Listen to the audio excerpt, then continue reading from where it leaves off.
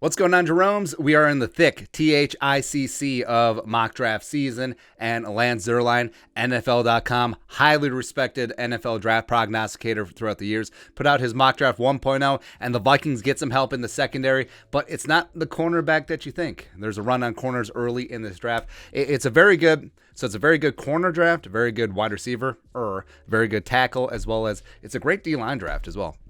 Good times, man. But let's dive on in. Starting at the top. So he is also on the Jaguars taking offensive tackle train. Evan Neal.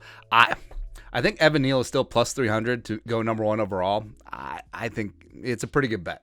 So Evan Neal protecting Trevor Lawrence's ass a long time. For Doug Peterson and Phil Rauscher, who just signed on for the Jaguars as their O-line coach. Filthy Phil, love it, man. Good luck. As well as Prete Reke Spielman, very likely going to take. He's going to be the GM in like 2 minutes. That's when it's going to happen. Lions keeping Aiden Hutchinson in state. Yes, boring, but yes. And then the Giants trading up with the Texans and getting themselves the sticky to the icky, Ike Ekwonu, where physical freak. He's just going to destroy the combine. And yes, having him and Andrew Thomas as your bookend tackles, I would move Thomas to right tackle and then go from there. 4. So you got the Jets, where you got Rob Salah. He wants some defensive pieces. Kyle Hamilton is just a dude, man. He's an absolute stud. It would bring a lot of force to that back end of that defense. So, yeah, go get him. 5, the Texans, after they trade down, still get Derek Stingley Jr., cornerback 1 off the board, where injury issues, yes, but if he can bounce back to 2019 for him, there you go. 6, Panthers. I mean, they could go quarterback here. Maybe they go wide receiver. I don't know. But Charles Cross is a guy who's also going to just completely destroy the combine. But Cross and Taylor Moton long term makes a lot of sense for Carolina. 7, Giants with their second first-round pick. Thibodeau fallen, where it's starting to be a little bit popular that Thibodeau is taking a little bit of a tumble. Now, I don't think that he gets outside the top 10, but stopping his draft day slide here at 7, he has a lot of questions to answer, like bouncing back from the injury. Can he actually get some bend on the edge? Well, we'll see. 8, Falcons. Woo! TBD what happens with Calvin Ridley, but Treylon Burks playing that A.J. Brown role in the Arthur Smith offense in Atlanta. And they seem fine with Matt Ryan for the next couple years. Now, I don't think Matt Ryan's going to play till he's 44, 45 like Tom Brady. But, I mean, if you can get a couple more years out of Matt Ryan, sure. But it's just gross, man. Treylon Burks, Kyle Pitts, and Cordero Patterson. Let's go, man. 9. So the Broncos.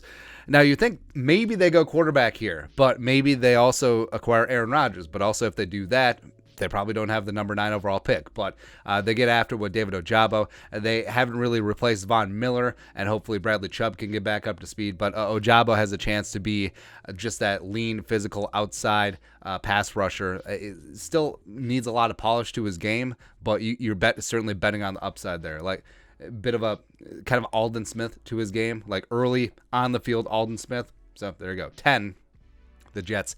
Jets. Again, Rob Salah, defensive guy, wants to build up that secondary. Now, it would make a lot of sense to get some weapons and protection for Zach Wilson, but he can't help himself. So you got Kyle Hamilton. Now you're getting Sauce Gardner on that back end of the defense. Let's go, man. I'm fired up about that. 11, Washington Commanders. Kenny Pickett is the commander, Cobra commander coming in, where Pickett is QB1 in this draft off the board. It makes a lot of sense.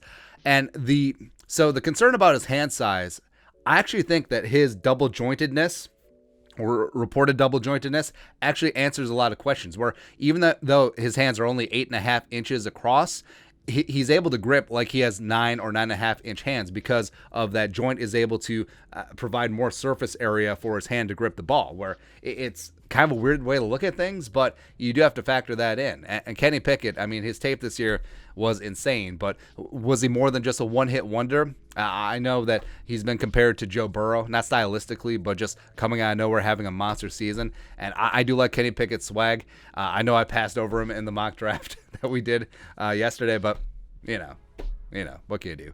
And 12, so the Vikings getting Trent McDuffie again, needing some help at cornerback, but Sauce is off the board, Stingley's off the board. And the more I scratch Trent McDuffie's lotto ticket, the more I love this kid, where he's undersized. He's 5'11". He's not that big, like maybe 196 pounds, somewhere in there. Doesn't have the length of some of the other cornerbacks, but he's just feisty. He's an absolute alpha. He gets after it. I think the Jar Alexander comparisons are apt. I think that, maybe it's just because he's in a purple jersey and loves getting mixed up in the run game.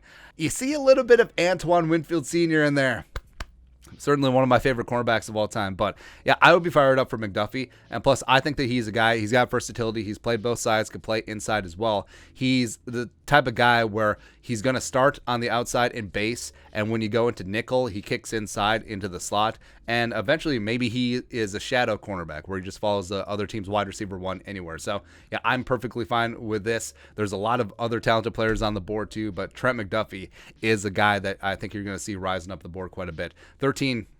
So Jermaine Johnson, he's a dude who absolutely destroyed and helped himself at the Senior Bowl. Same thing with Moye, but Jermaine Johnson second, just getting after it. Him and Myles Garrett together, oh my gosh. Oh my goodness. 14 Ravens also getting after it on the edge. Trevon Walker, national title game, just has some power as well as can get after it in the run. They need a replacement for Calais Campbell, so there you go.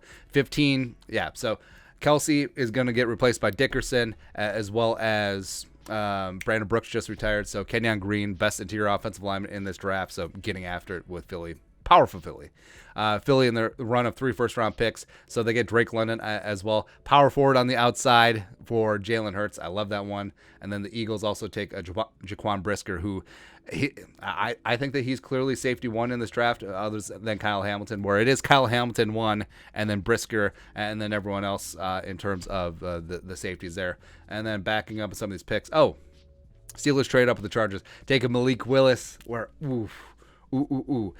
I think the ceiling on Malik Willis is higher than any of the quarterbacks in this draft, but also I think his floor is lower. I think there's a lot more questions about Malik Willis. I think he certainly helped himself with a great Senior Bowl week. So, I mean, he's intriguing. And, yeah, the Steelers can't stand pat with the quarterbacks they got. They're bluffing. That's a full-on cap there. 18, the Saints.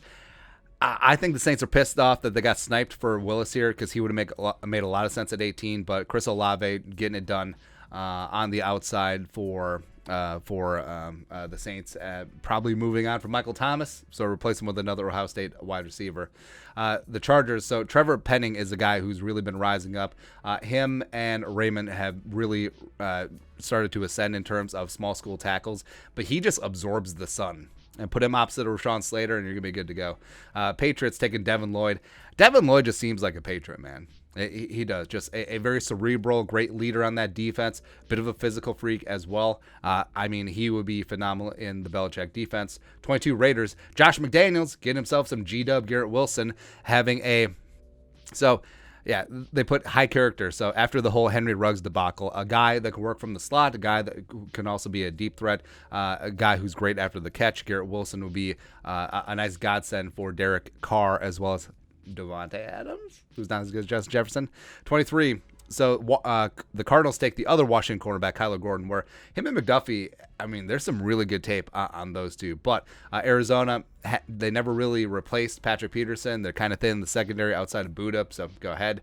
24, Bernard Raymond, Central Michigan, powerful Chippewas rise up. So Cowboys, I mean, this ain't the Cowboys O-line of a couple years ago, man. And like Lance mentioned, Tyron Smith is starting to age out a little bit, so getting some replacement here. 25, the Bills, Jordan Davis, man, where you need to... So the Bills are always planning to take on the Chiefs. They're planning to take on the Bengals. And getting instant pressure in the middle against Patrick Mahomes is going to be the way to do it. And Jordan Davis showed this year that he's more than just a run-stuffing nose tackle. He can also get after the passer. So I think that this makes a lot of sense here. Jordan Davis and Ed Oliver, who's really starting to come around, former number 9 overall pick out of Houston. Let's go, man. 26, Tennessee Titans, Zion Johnson up front, where they could go quarterback here. Maybe they go Corral. Maybe they go Carson Strong. But Zion Johnson, get yourself a ZJ. I think that Zion Johnson is just slightly behind Kenyon Green in terms of best offensive lineman in this draft. So I like that they listed him as center guard because he worked on some center stuff at the Senior Bowl too. 27, Matt Corral, where like Lance mentions here, Corral doesn't really sync up with the type of quarterbacks that BA generally goes for. But, I mean, you're not going to roll with Kyle Trask. That's true. So Corral and Trask going to go after it. Sure. 28 Packers. So this one sucks. Devondre Campbell's going to get himself paid in free agency. But Nakobe Dean, just annoying. Lord, he's undersized, but he's just a guy that gets after it. He really reminds me of, like, combine Thomas Davis and Luke Kuechly, and you have Nakobe Dean. Just an absolute playmaker, great leader. So that's annoying. 29, Dolphins picking up Jameson Williams, where a team is going to get great value with him, where I think Jameson would have been the number one wide receiver off the board, probably a top 8 pick if he didn't tear his ACL in the national title game. But a team that has patience and going to redshirt him for his rookie year and just get after him, man. So you got Jameson and Waddle down in South Beach. Ooh, come on, man. 30. Got the Chiefs picking up George Karlaftis, a Greek freak. Now, a bit surprised they fell this far, but it is what it is. And the Chiefs definitely need some help generating a pass rush outside of Chris Jones. So, yeah, Karlaftis coming in makes sense. 31. Bengals taking up Tyler Linderbaum, where they missed out on the tackle rush, but they certainly could grab a nice tackle day 2. But Linderbaum falling this far, even though he is a little bit undersized, maybe they bring back bad memories of Billy Price, the former Ohio State undersized center who didn't work out. But Linderbaum, I think, with his technique, with his leadership, and him and Joe Burrow can be a battery for a long time. And then 32, the Lions, the pick that they got from the Rams in the Stafford trade, taking Quay Walker, the other great Georgia linebacker, outside of Nakobe Dean. But like I said, the Vikings do have a handful of needs. Fortunately, this is the good draft for it. And Trent McDuffie, man. Like, Trent McDuffie. Like, Sauce is still my guy. I still really love Derek Stingley as well.